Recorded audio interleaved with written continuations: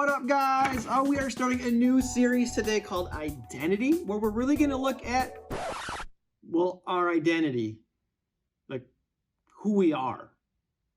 Which, to be honest with you guys, is a really big question. I mean, it's one of like the biggest questions that we ever ask in life, and middle school is a time we ask that question the most. Who am I and how do I fit into this world? Are really big questions, so we're gonna tackle them in like a 3-minute video. Well, maybe not quite. Yeah, we're probably not gonna answer that whole question in one day, but you know what? We're gonna try, we're gonna start. So we're gonna look at a story from the Bible that I think is gonna help us get the start of what our identity should be, or at least parts of it that are very helpful. So in the book of Matthew chapter 9, Jesus is going around teaching, preaching, doing his thing, you know, just walking around, being Jesus.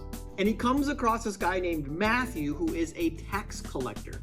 Now, back in Jesus's day, tax collectors were the worst. I mean, the worst. I mean, think like that kid that's a bully, that's really mean, that smells bad, probably likes Ohio State. Just the worst.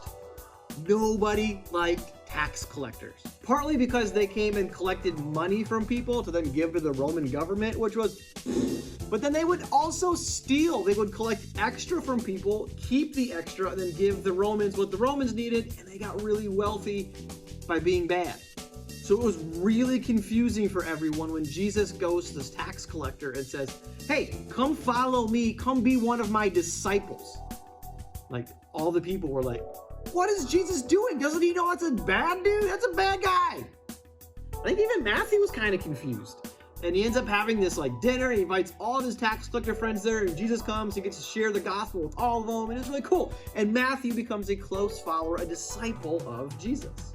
So what does all of this have to do with our identity? What does this have to do with who you are? Well, I think sometimes, especially in middle school, and let's be honest, that's not true. Even I feel this as an adult. We feel like we're not good enough. We compare ourselves to others and we're like, well, I'm not smart as them. I'm not as funny as them. I'm not as ridiculously good looking as somebody else. And we compare and we make ourselves feel like we're not good enough. Even when it comes to following Jesus, we can be like, I'm not good enough to follow Jesus. I'm not perfect. Neither was Matthew or any of the other people that have ever followed Jesus, because nobody's perfect. See, Jesus isn't looking for perfect. Jesus is looking for progress. People that are willing to grow. We want to continue making progress and growing and becoming better people. We're not looking for perfection, okay? Progress, not perfection. Just like Jesus chose Matthew when he was not perfect, Jesus also chooses you even though you're not perfect.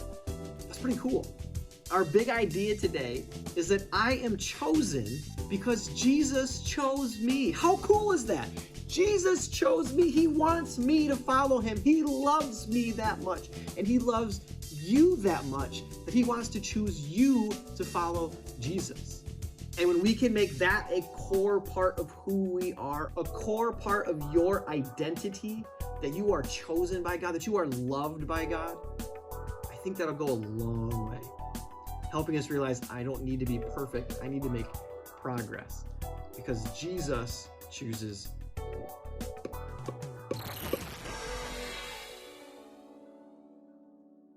A core